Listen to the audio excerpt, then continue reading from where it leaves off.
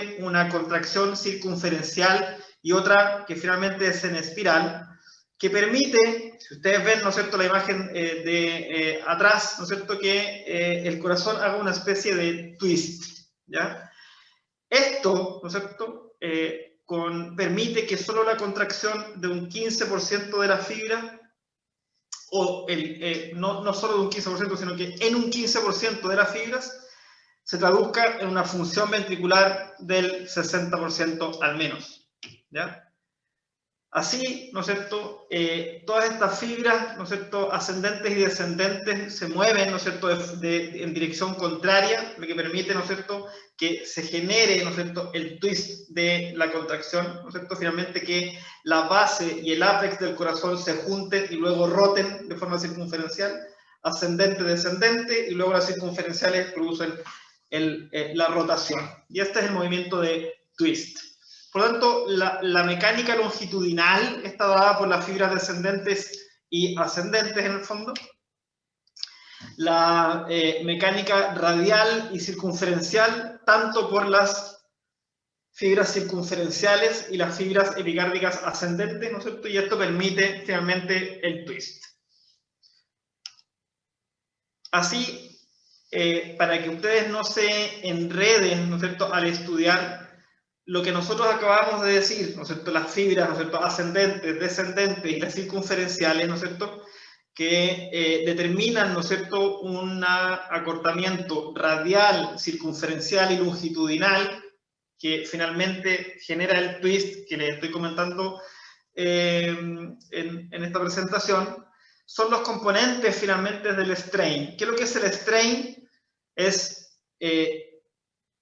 el acortamiento o el acercamiento de dos puntos, ¿no es cierto?, medidos por ecografía de la fibra miocárdica. Entonces el strain, ¿no es cierto?, finalmente traduce lo que es el acortamiento de la fibra miocárdica. ¿Cómo se produce este acortamiento de las fibras, ¿no es cierto?, entrelazadas que nosotros acabamos de conversar y que determinan finalmente, ¿no es cierto?, que al acortarse, ¿no es cierto?, en un 15% tengamos una función ventricular, una fracción de eyección del 60% y una función cardíaca adecuada. Como todos sabemos, ¿no es cierto?, tenemos un periodo de excitación y de recuperación, ¿no es cierto?, de la célula o los miocardiocitos, que son células especializadas, ¿no es cierto?, donde en sus túbulos, ¿no es cierto?, podemos observar canales de calcio que son tipo L o canales lentos de calcio, para que se acuerden siempre de ello. Y en periodo de relajación, de forma, ¿no es cierto?, lenta, empieza, ¿no es cierto?, a través de estos canales a entrar el calcio de forma paulatina, lo que estimula, ¿no es cierto?, el retículo sarcoplásmico para tener una liberación, ¿no es cierto?, aumentada, ¿no es cierto?, del calcio desde, ¿no es cierto?, este retículo. O sea, calcio finalmente y la positividad, ¿no es cierto?, de estas células determina, ¿no es cierto?, la excitación que podemos ver acá, ¿no es cierto?, en esta curva, y que va a incidir directamente, ¿no es cierto?, al tener, ¿no es cierto?, una disposición de calcio mayor dentro de la célula especializada, va a determinar, ¿no es cierto?, una excitación de las fibras miocárdicas o de los sarcómeros, permitiendo, ¿no es cierto?, una contracción, ¿no es cierto?, miocárdica. Una vez que esto sucede, ¿no es cierto?, se inicia la liberación o el momento en que hay que sacar, ¿no es cierto?, el calcio de la célula, y esto está determinado, ¿no es cierto?, por canales de calcio ATP dependiente directos, ¿no es cierto?, intercambiadores de calcio-sodio, como también de sodio-potasio. Y finalmente lo más importante, más del 80% del calcio que fue liberado para que esta célula vuelva, ¿no es cierto?, a tener una recuperación, vuelve, ¿no es cierto?, al retículo sarcoplásmico, ¿ya? Y esto, ¿no es cierto?, mediado también por la fosforilación del fosfolambdano, ¿ya? Y así tenemos nuevamente una relajación, ¿no es cierto?, del sarcómero.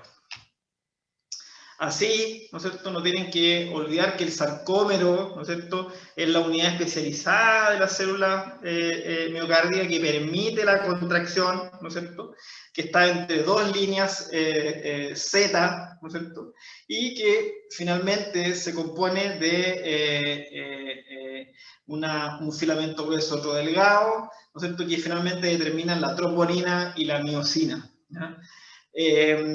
Y dentro de la troponina, ¿no es cierto?, no hay que olvidar que tenemos la actina y la tropomiosina, ¿ya? Tienen que acordarse que uno de los marcadores, ¿no es cierto?, para evaluar cuando hay daño miocárdico, sobre todo cuando hay infartos, por ejemplo, es la medición, ¿no es cierto?, de las troponinas. Entonces, ¿cómo es que sucede esto? Tenemos, ¿no es cierto?, anclado, ¿no es cierto?, la miosina, ¿no es cierto?, y la actina, ¿no es cierto?, y a través de, ¿no es cierto?, la unión a ATP y la traspaso, ¿no es cierto?, del ATP, ¿no es cierto?, a ADP, tenemos un desanclaje, ¿no es cierto?, finalmente, ¿no es cierto?, de esta miosina y un anclaje nuevo, ¿no es cierto?, en una situación o un lugar posterior al que estaba previamente, y luego, ¿no es cierto?, con un doblaje de la cabeza, ¿no es cierto?, también de la miosina, lo que permite, ¿no es cierto?, una contracción, ¿no es cierto?, de las fibras miocárdicas. Por lo tanto, la contracción miocárdica, y esto es lo que, ¿no es cierto?, es importante que ustedes sepan, está determinada, ¿no es cierto?, y mediada, ¿no es cierto?, por gasto, ¿no es cierto?, de ATP. Y tengo una pregunta antes de que sigamos, que lo vamos a ver igual, pero una pregunta. ¿Ustedes saben si es que la relajación miocárdica es dependiente o no de ATP? ¿O hay gasto de energía en la relajación miocárdica? Estábamos hablando de la contracción, pero en la relajación, ¿alguien que lo haya evaluado? O sea, se necesita que se una ATP de nuevo para que se libere la cabeza, pero de ahí que se gaste ese ATP se gasta más adelante cuando tiene que hacer el movimiento de la cabeza para realizar la contracción. Exacto, pero finalmente necesitas nuevamente ATP, ¿ya? Por lo tanto, hay necesidad de energía. El ciclo cardíaco, ¿no es cierto?, que es lo que hemos estado tratando de desglosar en la secuencia cardíaca y completa, ¿no es cierto?, la contracción y la relajación, y es lo que vimos previamente. Y esto, ¿no es cierto?, va a estar dado por cambios, ¿no es cierto?, tanto de la presión, del volumen y el flujo. Esto se los pongo acá porque todo lo que acabamos de evaluar determina lo que nosotros vimos en la clase pasada, ¿no es cierto?, del ciclo cardíaco.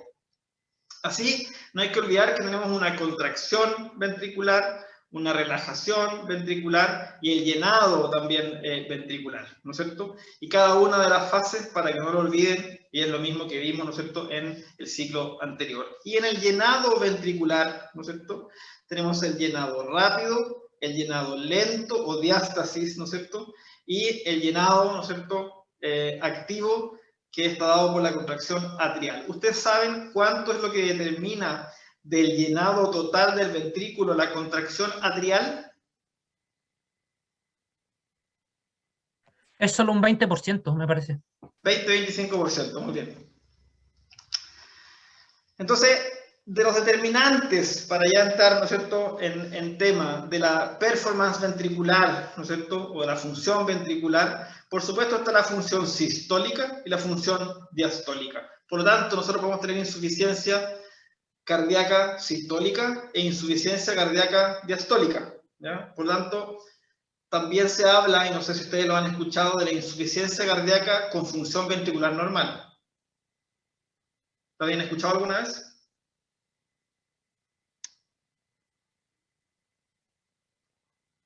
Parece que no. ¿Eh?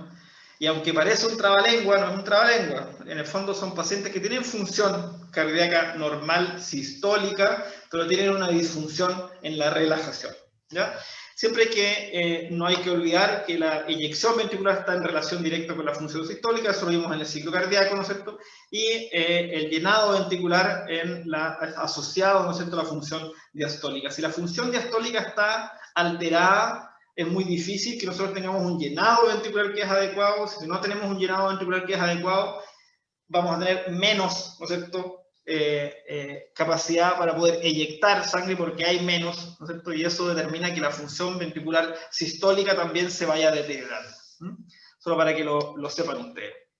Y así, dentro de la función sistólica está muy determinada, ¿no es cierto?, por el gasto cardíaco, ¿no es cierto?, que está dado por el volumen de sangre y la frecuencia cardíaca que tienen los pacientes. Y esta función, finalmente, está determinada tanto por la contractilidad, ¿no es cierto?, que es la capacidad, ¿no es cierto?, de las fibras para poder contraerse de forma adecuada, las condiciones de carga, que es la precarga, que es el volumen, ¿no es cierto?, que tiene circulante el ser humano, en el fondo, y está dado por el retorno venoso.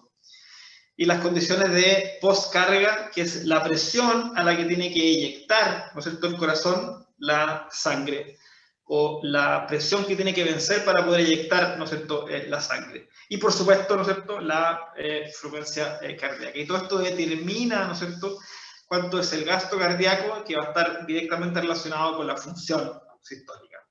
Así, ¿no es cierto?, si nosotros vemos esta curva de presión-volumen, podemos ver que hay una presión, ¿no es cierto?, baja a nivel ventricular izquierdo,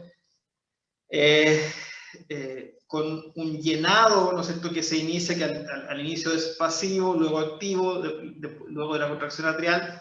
Tenemos la contracción isovolumétrica, ¿no es cierto?, y una vez que está vencido, ¿no es cierto?, la presión, ¿no es cierto?, de la aorta, tenemos el periodo eyectivo, ¿no es cierto?, y luego la relajación isovolumétrica.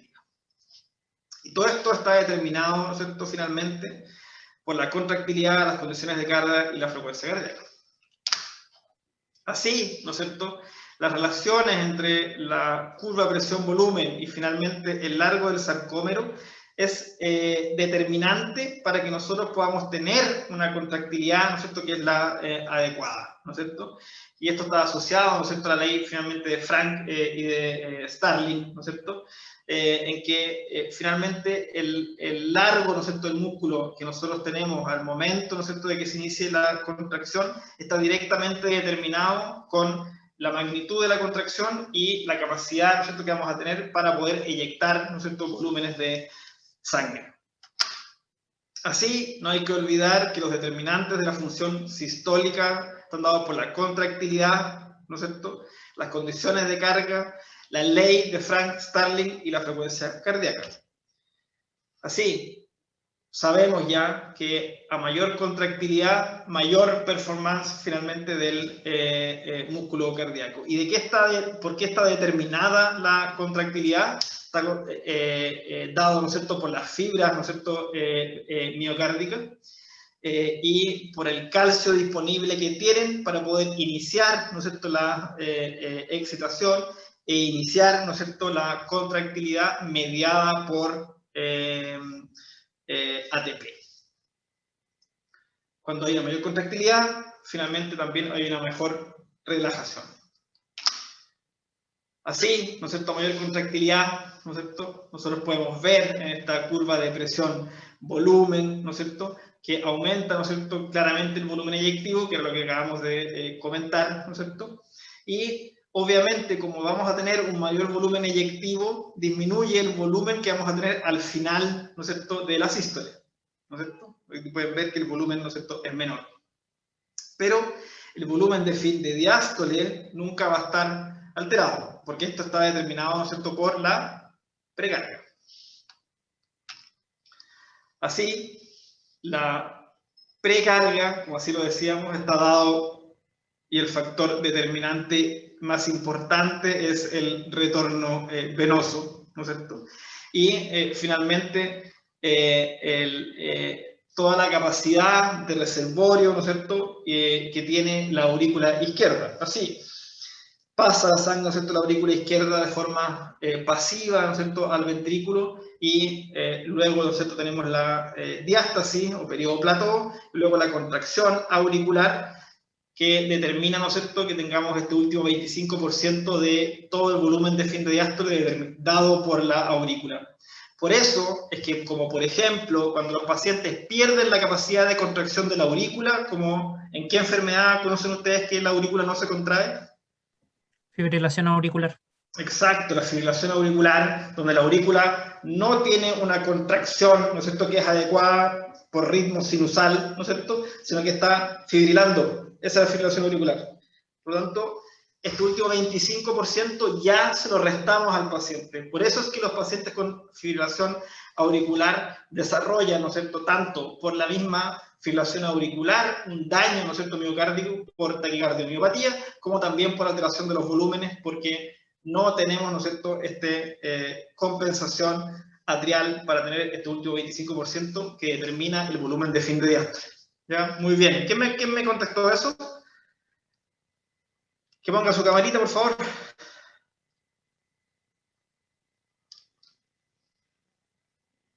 ¿O no tiene cámara? No tengo cámara, profesor. ¿Cómo te llamas? Patricio Castillo. No, mentira, Sebastián Bascuñán. Sebastián, ya. Bueno, entonces, así también a mayor precarga, ¿no es cierto?, aumenta, ¿no es cierto?, el volumen de fin de diástole, y por supuesto va a aumentar, ¿no es cierto?, de cierta medida cuando la fibra miocárdica tiene la posibilidad de, y eso lo vamos a ver más adelante, de contraerse de forma adecuada, aumenta tanto el volumen de fin de diástole, el volumen eyectivo, ¿no es cierto?, pero no afecta el volumen de fin de sístole. ¿Ya? Y así, ¿no es cierto?, hablando tanto de la precarga, no tenemos que olvidar que las condiciones de carga también incluyen a la postcarga. ¿Y quién sabe lo que es la postcarga en general?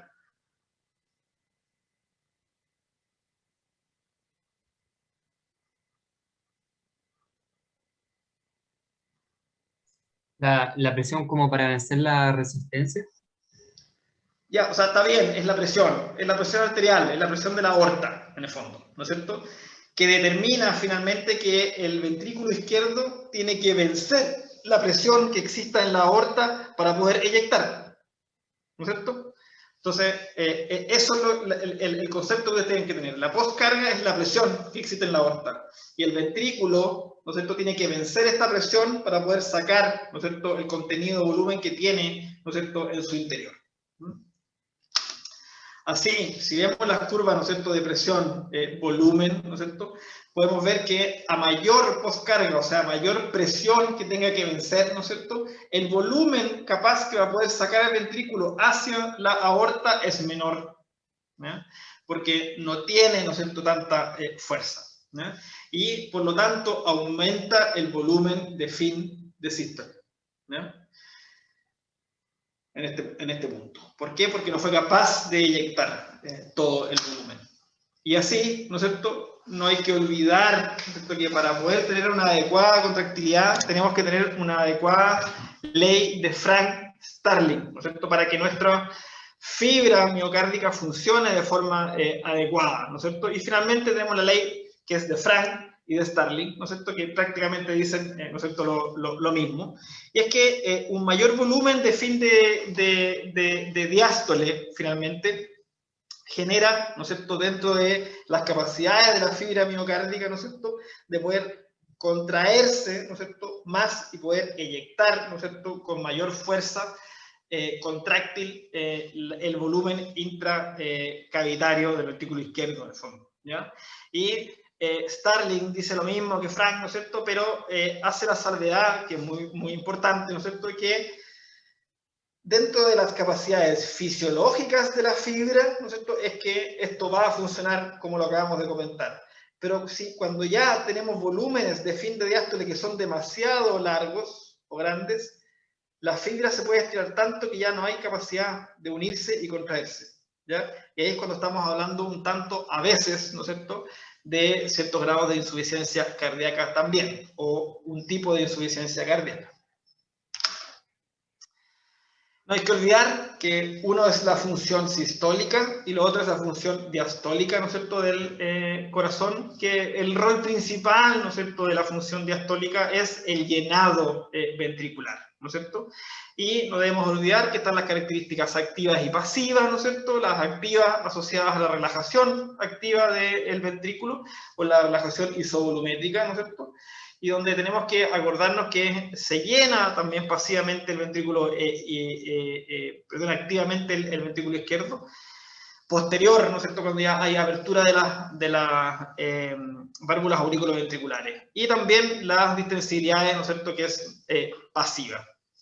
Así, teniendo una función diastólica con una distensibilidad, ¿no es cierto?, que es la correcta, nosotros podemos tener finalmente un llenado ventricular adecuado, tanto pasivo como activo, y este mismo nos va a permitir tener el volumen, ¿no es cierto?, correcto de fin de diástole, para poder tener una contracción, ¿no es cierto?, que es la correcta.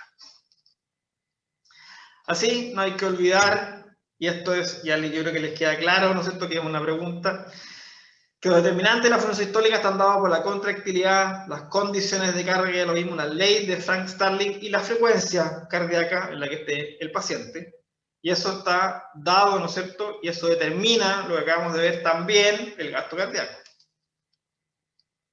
Entonces, pasemos, ¿no es cierto?, a ver qué es lo que pasa cuando todos estos mecanismos que acabamos de conversar se alteran, y esto determina que exista una insuficiencia cardíaca, o sea, una incapacidad del corazón realmente para poder nutrir, ¿no es cierto?, de forma adecuada los distintos sistemas del cuerpo, ¿ya?, aumentando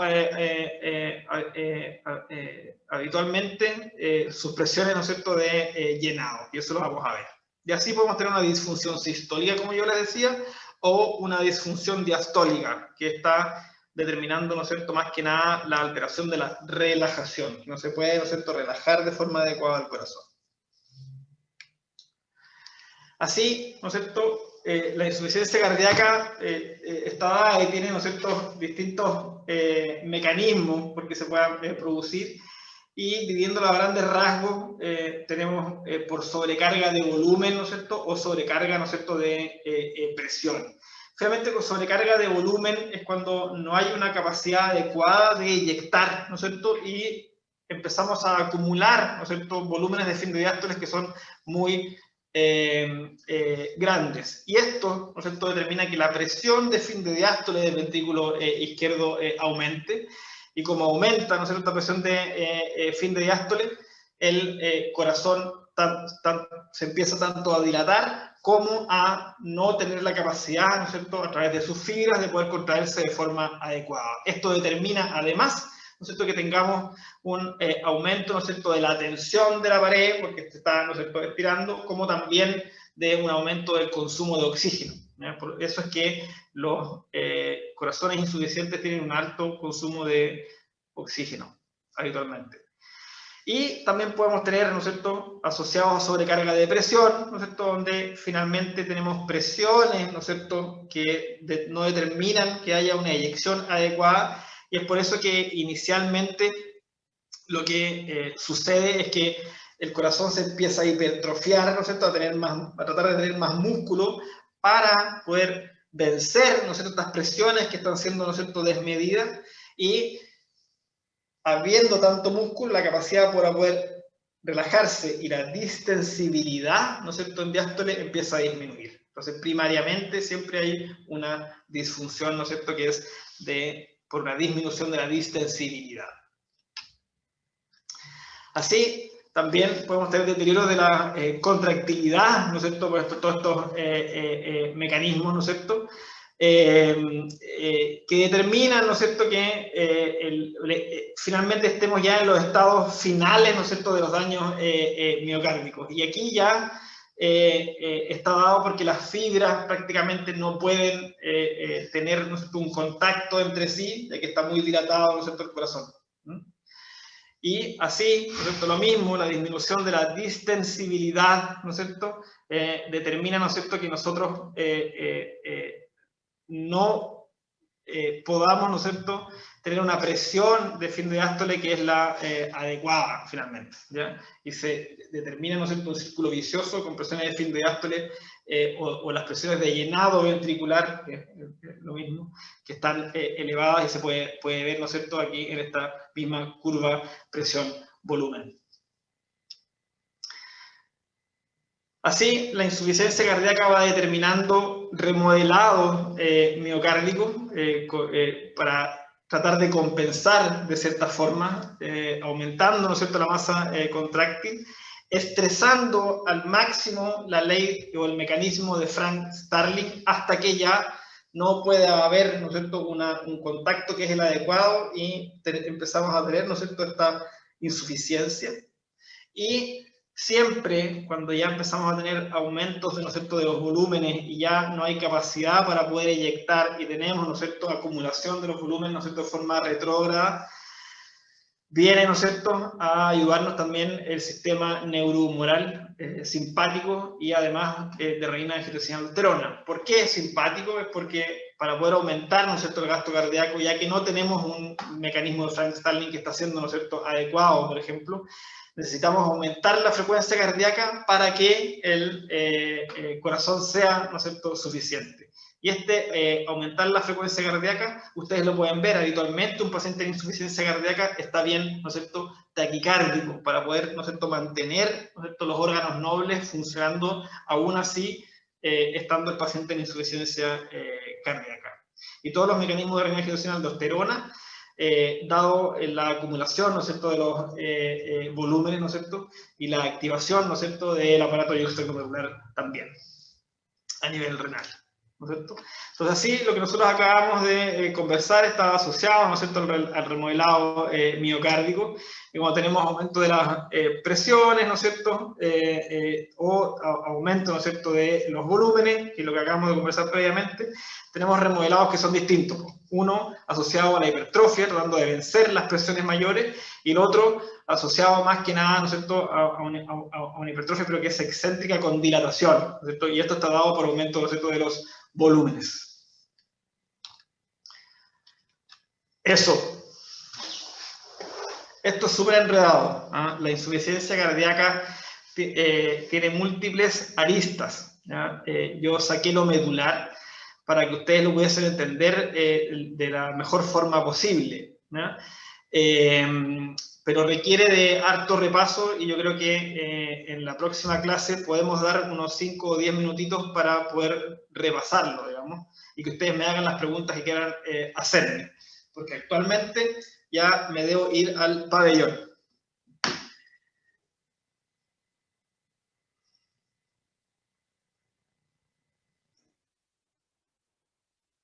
¿Sí? ¿Quién es? No es Echeverría. Sí, de la hipertensión arterial. Sí, oye, ¿cuándo pueden? ¿Cuándo podemos hacerla?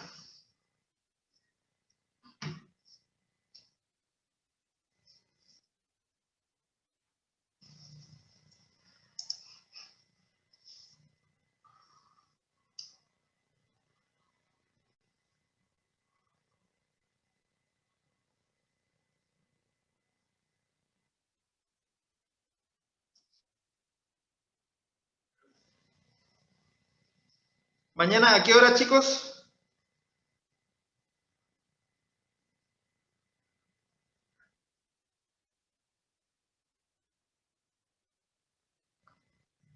No, creo que no. Nacho, no tenemos nada. Nacho, pero el doctor Caire dijo que necesitaba la clase de fisiopatología antes de hacerla de... Ah, perfecto. Ah, nada, ya, ya, perfecto.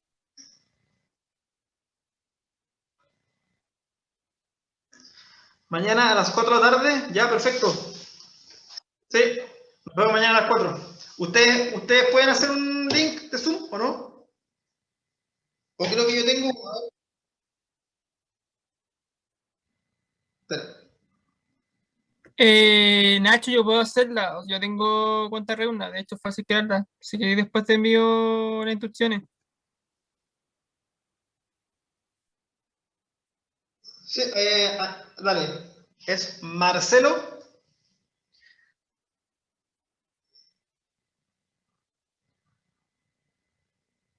¿Anotaste? ¿Está ahí? ¿Está bien? Marcelo.potov. Mi apellido se escribe así como sale ahí. @gmail.com.